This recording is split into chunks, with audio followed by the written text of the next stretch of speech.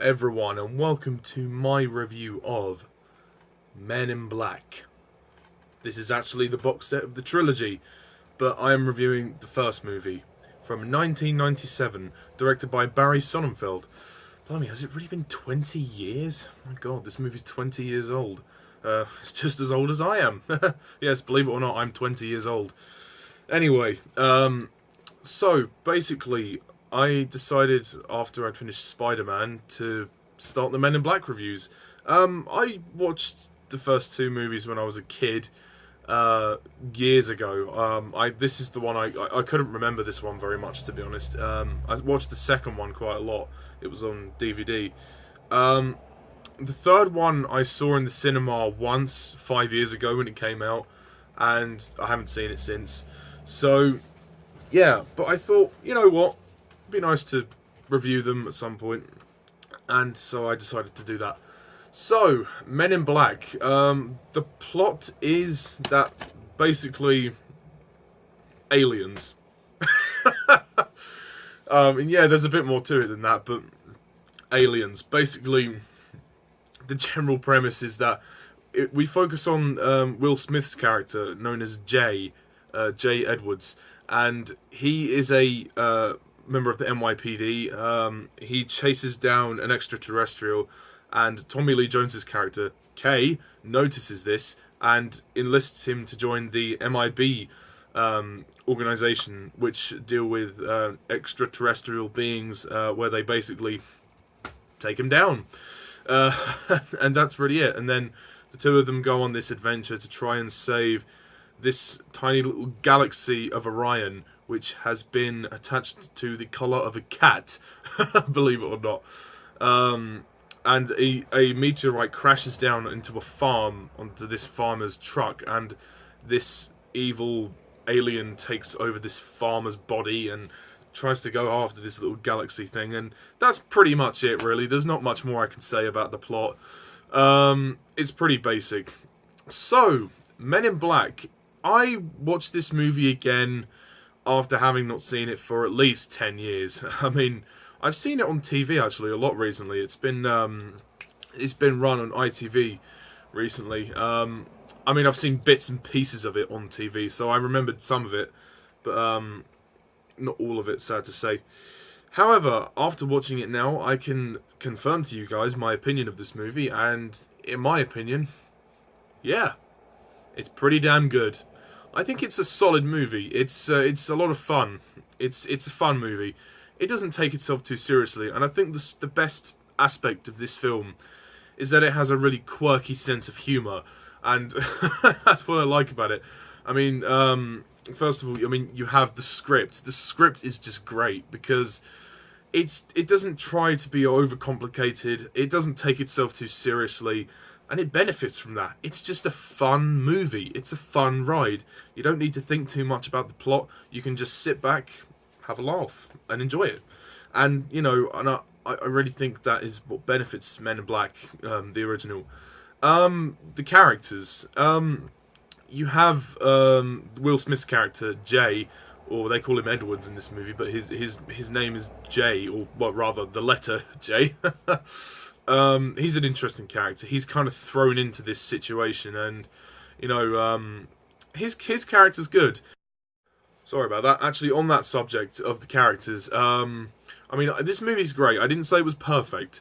I think one of the weaknesses of this movie is the character development. There's barely any character development whatsoever. I mean, I'm not going to give this as a major complaint because this is only meant to be a fun movie, but it would have been nice to flesh out the characters a little bit more. I mean, Will Smith's character, Jay, he's probably the character that they develop the most. He's a funny guy. He's quite a good sense of humour. He's very loyal. He's a member of the NYPD, so naturally he's going to be quite, you know, he's quite physical. He's an action man. He's a hero, you know, but he's also a goofball at the same time. He's a comedic lead, and you know, he's very funny in this movie, and I like the relationship between him and Kay. You know how he's questioning everything that Kay does, and it's like, why do we do this? Why did you make up this stupid story? You know, he's always criticizing him, and it's kind of, there's a lot of banter going back and forth, and by the end of the movie, of course, he is entrusted to then do the job on his own, which is interesting. So yeah, Will Smith was very good, and his performance is great. He's hilarious, very much. Tommy Lee Jones is also in this movie as Kay, who's the older agent who actually enlists Jay to join the group. And, you know, he's a good character as well. He's very serious. He's a very serious guy. You kind of do wonder where this guy actually is and where does he stand. They do throw in a little bit of a, well, sort of a hint of a backstory with him. How he has a, well, sort of a wife/girlfriend. I don't really know. They never confirm it. Sorry about that. He has a lover who he was once parted from, obviously, because when you join this organization, you have to basically remove yourself from your previous life. You're basically born into the organization. You are initiated. You are born. Everything you are is now gone. They strip away your birth certificate. You technically don't exist. So they strip everything away from you. So the ending is nice when he gets to finally go back and reunite with her. Although they don't explore this very much. I have to say, Vincent D'Onofrio, as the main antagonist called Edgar, he's ridiculously over the top, hilarious. He's probably one of the funniest characters in this movie, other than Will Smith. He's just so funny. The way he walks, he's got a crooked face and he kind of talks like this. He literally does that for most of the movie. That is great. And it's hilarious when he turns into a big monster at the end. This movie, like I said, it's got such a quirky sense of humour. Oh, and he's fantastic in this movie. He really is. You have Rip Torn, rest in peace, who plays Zed. I don't really... That's a weird name. I understand he's passed away, and I'm sorry to hear about that. He's a good character. He's like the guy who runs the organisation. So, if this were to be MI6, he would be the M of this organisation. He's technically the manager of all of this. The weakest character for me definitely has to be the love interest. Well, not the love interest, sorry, the female lead, Laurel Weaver, played by Linda Fiorentino. I have no idea who she is. I mean, I thought she was pretty terrible, to be honest. There are a couple of lines where she was okay. She was basically a damsel in distress. Her character had no reason to be there whatsoever. She's somehow this doctor, who they go and see about a couple of bodies which turn out to be aliens. But, you know, other than, you know, she has no reason to be there. She's there because they need a female. And, yeah. Sorry, I keep getting interrupted in this review. So yeah, she really has no purpose to be in this movie whatsoever. And by the end of the movie, you're like, what did she do to contribute in the end? I'm just glad they didn't make her a love interest. But if her character was just eradicated, never in the movie, it would pretty much be no different. I mean, you'd lose a couple of scenes. This movie is actually quite short. It's not very long. It's 1 hour 40 minutes, and I think that's good. And it moves at a great pace. You know, it never loses its momentum. It doesn't drag in the slightest, and it benefits from that. It benefits from that runtime. And the direction by Barry Sonnenfeld is good. Like I said, there's a nice quirky sense of humour. I do feel one of my other weak points of this movie is that we don't really spend enough time at the beginning kind of establishing the organisation. I would have liked to have seen maybe just 5 minutes more of them kind of, you know, because they just kind of throw Jay into the organisation. Like, he doesn't even...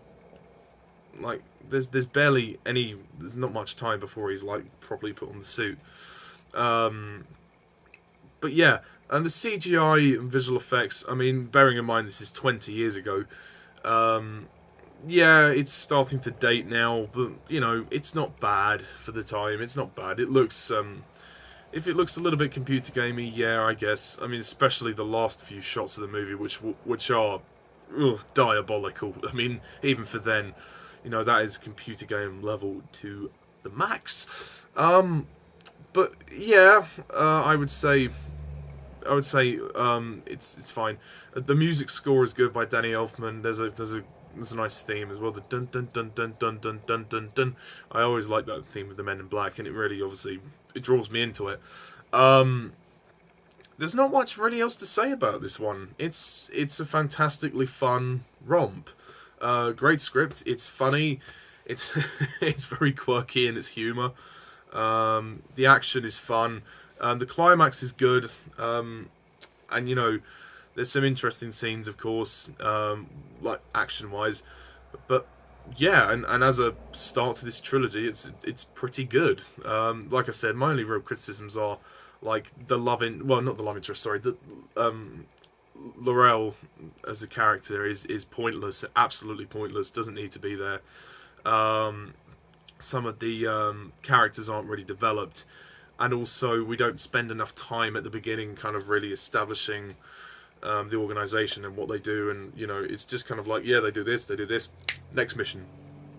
Whoa, hang on a minute, sorry. Give me a minute to catch up. But anyway, I'm going to score Men in Black a good 8 out of 10. Quite know where the MIBs is at.